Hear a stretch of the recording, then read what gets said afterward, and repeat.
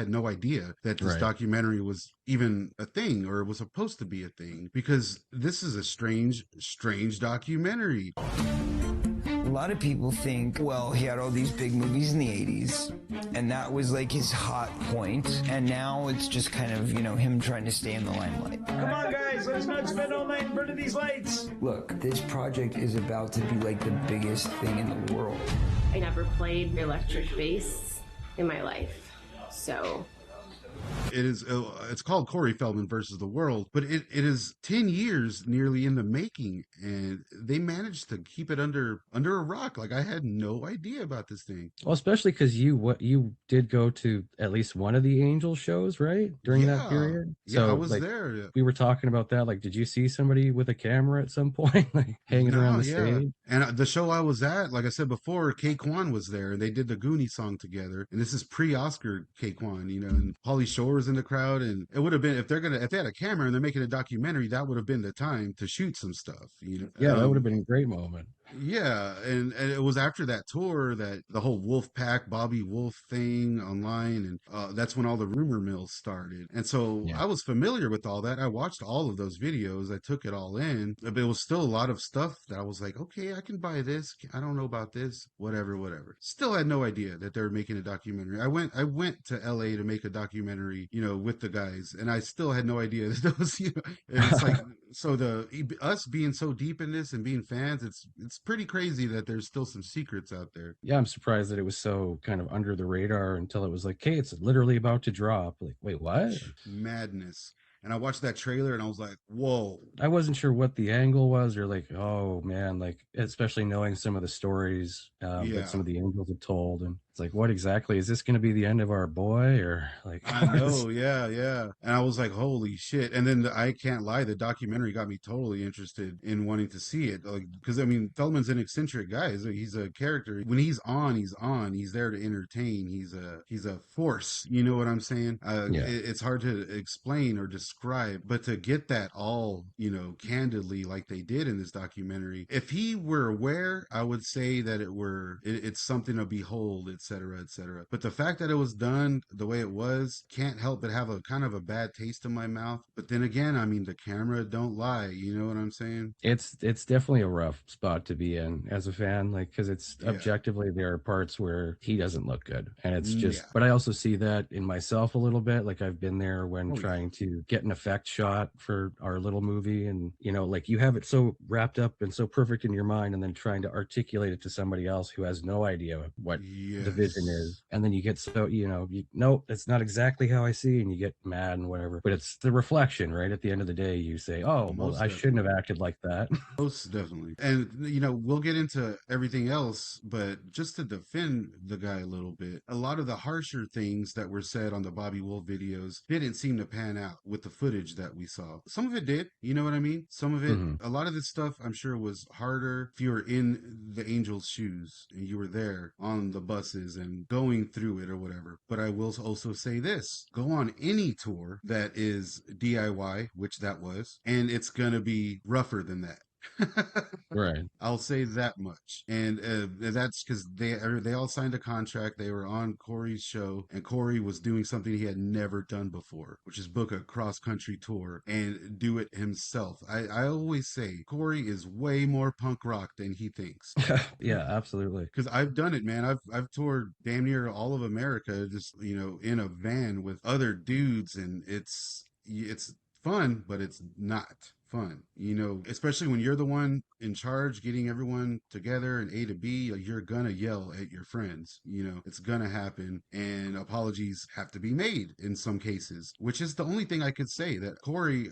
I think he might owe a lot of these people sincere apologies, or at least owe them an honest conversation, seeing a lot of the way he treated some of these people, because even circumstances aside, I mean, it was a bit much at some points, like you were saying, But Yeah. I mean, at the same time, like I said, this is his show. He was doing it. It wasn't well planned out. He didn't know what he was really doing, you know, and it showed. I went to those shows and I saw the malfunctions, and it made me smile because I'd been there. He's doing what I'd done before, and to see that he's doing that because he loves to do it. He loves his music. That's why I'm a fan, you know? Yeah, absolutely. It's just again like yeah, that sense of like self-importance in that way where like your vision overtakes everything. But it's again an interesting balancing act because one minute I'm feeling for Margot and the Angels about like they're not even allowed to go Yes. to the bathroom, but then the next minute the tour manager just let the girls run off and go do something. All right, Oh well now I'm kind yeah. of on Corey's side. Like it was an Yeah. interesting dynamic overall. Yeah, for sure. Like I think I forget her name. What was the director's name? Marcy Hume. Yeah, like I think she did a pretty good job at putting just the info out there and as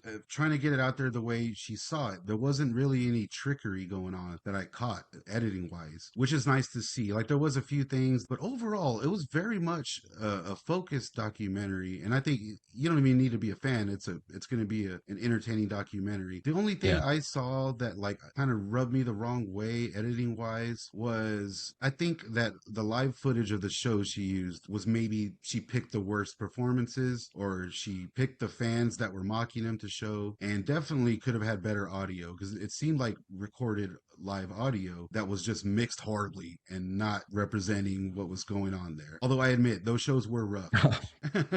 Well, I also wonder if that maybe had something to do with like rights issues, because I guess at a certain point, her and Corey did like split up or whatever. That's true. So Yeah. she did have the footage, and it was like, I guess she was still working on it all these years. And that just might have been a thing of like, well, obviously he's not going to license his music for this. Like, For sure. so Yeah. that's the vibe I got because it's a lot more like stylized, slow motion. You get more like ethereal score type music playing over top, Yeah. showing him with the audience, and it's not so much about the music. But that's Yeah, just my most guess. definitely. Yeah, for sure. And it does. I mean, it gives Corey the room to shoot himself in his own foot. And she knew she had all that footage, so she let it play out. And I gotta hand it to her for at least being honest in that respect. And there's more than a few times in this where Corey does look good and he gets his point across and he lets it be known. He says it very clear in this documentary. Like I've been famous my whole life. Like I don't know how to be normal or something along those lines. That was my favorite aspect, is because that's a big aspect about the two guys in general, right? Just being that famous when you were that young and not really knowing what normal life was and being Yeah, thrust man. into the spotlight, like especially Feldman from age 3, like that's kind of a big jump. So it's Most yeah, definitely. what is normal exactly when you've been through that from Yeah. that age? So Well, you don't know. I mean, you're surrounded by yes men and to people taking advantage and then to not have that at some point, you know? Why can't we hang it from the risers? That's what. House rules. When you have yes men around you, especially as a kid, you know, at that age, you're highly influenceable. And if everyone tells you that you're always right, then it kind of sticks with you, I can imagine. And then you question who your real friends are and you got to rebuild your circle all the while not having a team of these yes men or ass kissers, etc. And how are you going to act? I admit maybe he has time to have figured it out by now, but yeah, that's the other big thing is like this is 10 years ago at this point. So like I feel yeah. like anybody grows at that point, but Most definitely. you Which know. was what I'm saying. Like I do think he owes some people apologies, etc., etc. But I don't know the dynamics there. I don't know exactly how she was able to do this legally, or how all that played out. So I guess I can't speak on that part. Yeah, I guess there's going to be a potential lawsuit. I don't know the details, but I think that's what I understand Feldman's looking to pursue. Yeah. So I guess we'll see how that turns out. Like it seemed pretty cut and dry. Like it wouldn't have gotten a release on Apple TV if they didn't have I releases. know, most So definitely. I don't know what the deal is, but Corey's ex-manager was also involved as one of the producers. Oh So wow. I've seen comments pop up giving all kinds of theories and shit, but we're not going to know what exactly the deal is at this point anyway. Like, And at the end of the day, it's a difficult spot to be in as a fan of the guy, but definitely. he's definitely definitely grown over the years, I'd say. Most, yeah, for sure, dude. It is. I'll admit that too. It was like we'll get to the more harsh parts of the documentary, but yeah, it was like I had to take some time and be like, damn, like I've defended this guy to the end and back. I was like, at some point, it's like I'm not gonna lie to myself. You know what I'm saying? Like I'm Yeah. always honest with this stuff. I'll give a critique because I love film in general, right? So I'll give a critique on a movie based on its merits or based on the director's previous stuff, et cetera, et cetera. Someone doesn't agree with me, like, oh, what, Corey Feldman's not in it, so you don't like it. I'm just like, oh my god, it goes immediately there. It's like people don't realize I love silly movies. I love all this. I like everything he's put out for the most part, and even his bad stuff. You know what I mean? So it's like I can defend a lot of crap, Yeah.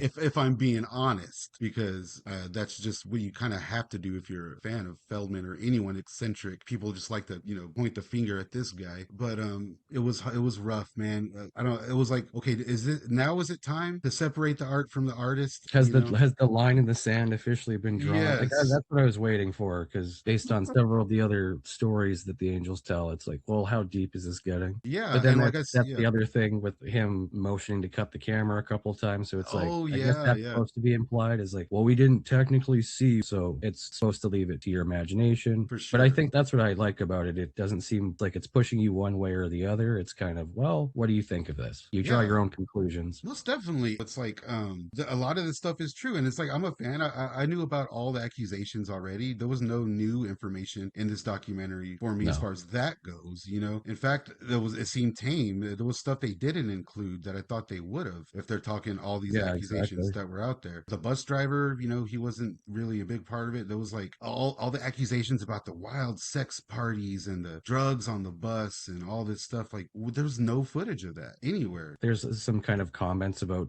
drugs like offhand, but yeah, they don't really go into detail. And Yeah, it's very weird. And you watch those old YouTube videos or whatever, and they go in depth about how they said there was animals all over the bus and feces everywhere yeah, and trash everywhere and shit. And then, with their with I guess there was that girl that was like I guess their friend and their assistant or whatever, and they were claiming that there was like the sex party thing. And how could all this happen on that bus and it not be part of this documentary or a bigger part of the documentary? Like yeah. it was weird to just throw that out at the very end, and it's like what is happening? That made it all feel a little uneven to me, if I'm being honest. But then again, I'm not denying any of these claims. Don't get me wrong. That's not what I'm saying. But Yeah, it's a weird spot, because I don't know that much about how the relationships were and all that stuff. But it's also, I'll just preface, it is interesting context that at that point he had been divorced from Susie, he had just lost Michael, he'd lost his grandfather, and then he lost Haim, like all in a yeah,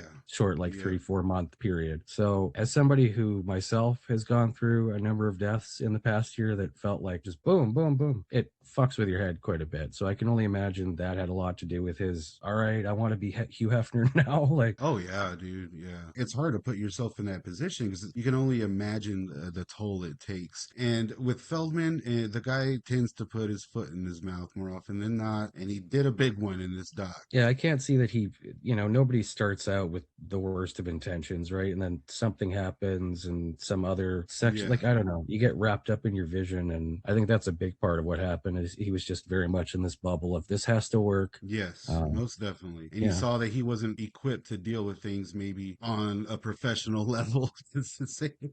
And and that shit, it's rough, man. He put himself in one hell of a position. I'll say that as well. I know the tours following were definitely planned better and smaller scale, etc. So it's like I think the guy can learn. I do think he owes people apologies and whatnot. I think he should face the documentary honestly.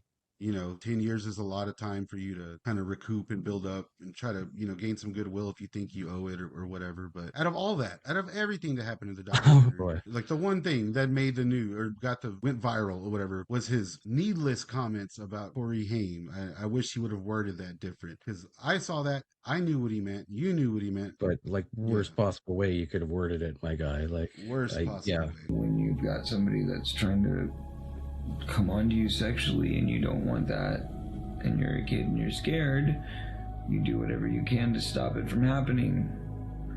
And that's what was happening. I was being molested by Corey Haim. Truth be told. And to see that, it did it hit me, man, because I love Corey Haim, maybe even a bigger Corey Haim fan, if I'm being totally honest, when it comes to the films and whatnot. So it's like to see that it shocked me. It did. I literally kind of like I had to stop it and restart because I was missing what he said next. What was happening next? Yeah, I gotta take that Like in. That yikes! was Like that is going to be a thing. I didn't even pick that up as far as like, oh, this is going to be everywhere. But then as soon as headlines started popping up, like, well, of course, how did I not think about that? Yeah, I knew. I didn't think it was gonna. I honestly didn't think it was gonna blow up as big as it did. But I knew for sure, the hater channels, all etc., that they're gonna have a field day with this. And I Yeah. immediately thought of Judy. Just like Jesus Christ, man. Like, And it's just an ugly situation because Feldman has made an effort since his own doc, My Truth, whatever you want to think of it or whatever, he has made an effort to not bring up Haim shit in yes, interviews. He's mainly yeah, talking about himself because of the whole blowout with Judy. Yeah, my heart broke for her and Carrie and just everybody on that side of the family and all of yeah, their man. fans. Like they don't need to be dealing with this splattered all over every fucking article because it was insane. Anytime I open up Facebook, two more articles popping up about it. So And just for no reason, there was no reason for him to say that. That's the thing. I was like, why were those your words? And for anyone out there listening that thinks we're, nitpicking, what the guy meant was something that he's stated multiple times. He's made a whole documentary pretty much where he built on that, and it's in his book. He talks about it, basically how confused Corey Haim was, and it was more of when you read it and you hear him talk about it, it's more of a guy worried about his friend, and he's like, dude, why do you think this is normal, or like why are you saying this? And then you realize how confused these two young kids are in this. yeah, it made me go back to the book because I know he goes into detail about that Yeah.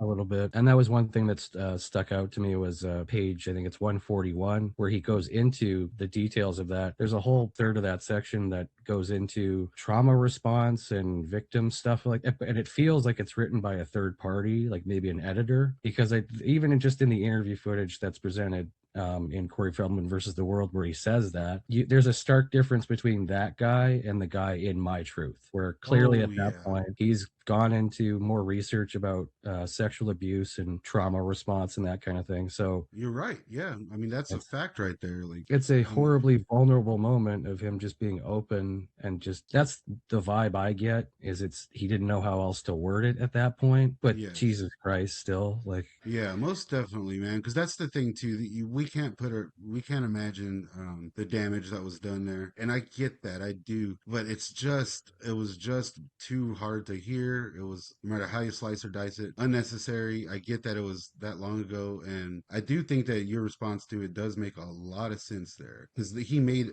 his documentary in between this time, so you're almost looking at yeah. a different person. But nobody is going to see that. Nobody is going to acknowledge that, and they're just going to see the headline, which sucks. It was just That's what hurt really about it yeah. was the fact that nobody's providing that context. Not that it makes it that I much better, know, but yeah, yeah. If so Feldman would come out and maybe address it directly, which he kind of did. I know he made a post about it or whatever, but I know Judy ain't trying to hear it, But yeah, send I can't make it, blame her. Like yeah, yeah, make more of an effort to try to put it out there, just so maybe she knows. Or I think that there's no, I thought about that too. Like maybe is there a way he can reach out to her? And it's like no, that ship has sailed. I don't like she wants nothing to yeah, do with him. I don't know. yeah, man. It's an ugly spot to be in. It was, dude. And then just to think of all the negative channels out there that are just going to eat this up and spread it further. And And I noticed somebody already edited Feldman's Wikipedia to there's that section about friendship with Corey Haim, and they've now changed it to reported friendship with Corey Haim, oh and my God. they include the quote, but they only say in 2025. They don't provide the context of he said it 10 years before. It doesn't make it any easier for Judy and them. Like I get Yeah. that, but And I haven't agreed with Judy on a lot of stuff over the years, mainly keeping Corey Haim's likeness and whatnot. I think it should be bigger than it is. More people should know who Corey Haim is. He should be on T-shirts. You know what I mean? It should still be a bigger deal because people love the guy. And yeah. little things here and there that I've seen her say I didn't agree with, but I've never felt like as bad for her as I did during all that, just because the whole situation's a mess. Right before your dead son's birthday Day, Oh Right yeah, Before man. Christmas. Like it just, yeah. Yeah, and I know like Corey Haim even stated not long before he passed away, maybe in a few years or something, but that yeah, that they were still cool, that they talk. You know, people grow apart or whatever. It's not like they're licensed to drive their whole lives. You know what I'm saying? It's like they shared more than we'll ever know, more trauma, more bonding, more of all that, and just the fact that Feldman survived it all is spectacular on its own. But it's like we all really need to do better by Haim. You know what I'm saying? I know Feldman probably don't want to talk much about it, but I think he definitely should make some sort of official statement acknowledging all this kind of stuff. Yeah, I understand, because again, it goes back to his entire career. Like this was stuff that I noticed watching him on The Surreal Life when I was like 10, right? And just Yeah. he seems very defensive. He seems very, but again, as a kid, he was constantly being shit on by people who just didn't like him. There was nothing Yep. wrong with him. He didn't do anything wrong, but they just didn't like him. So then, like, okay, then he Yeah. drops down, drug use. Aha, we can shit on him again. And from Yep. that point, it just became a routine. So especially those people who just didn't like him, now they're really sinking their claws in, like, look at this dirtbag, and Seriously. Yeah. it's just rough. It's always bad timing. It's always bad wording. It just seems like he's just always has a hard time, especially when it comes to the media, but like he shouldn't be helping them out. So Yeah, it it's was just just like, I've only watched the documentary that one time. I do want to give it a rewatch. I do recommend it. It is a good documentary. It gives you a look at the guy that, even I was surprised. So we'll see what happens, man. I don't think we've heard the end of Corey Feldman versus the world. yeah, I guess going into some more pluses, like it was never my favorite musical era. I'm not huge on that album. I mean, Ascension Millennium is objectively a banger, but Yeah.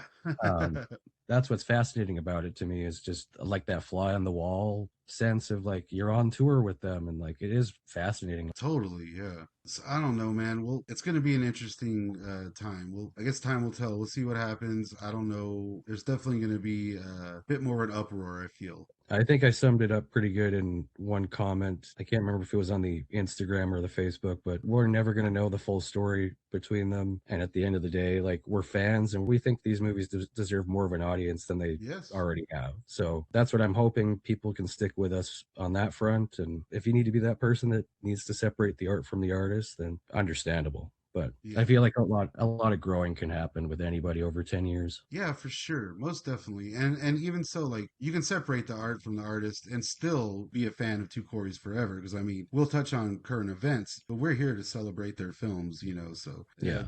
we're here for all of that. We love their movies. We're here to definitely keep Haim's legacy alive, and you won't see us lying to our audience. So that's what I'll say here. We love all of you guys listening, watching, whatever you're doing. Thanks for sticking with us. Yeah, we like to keep it real. Definitely, definitely. Yeah, so all that being said, yeah, I do recommend the documentary. Go check it out. It's out there. It's pretty cheap. You can get it. And you can also, after that, you can go watch Jake Perry's director's cut of Corey Feldman, artist. The man behind the love, to get the full spectrum on Corey Feldman's music career. You can watch that for free on YouTube. And speaking of good old Jake Perry, the legendary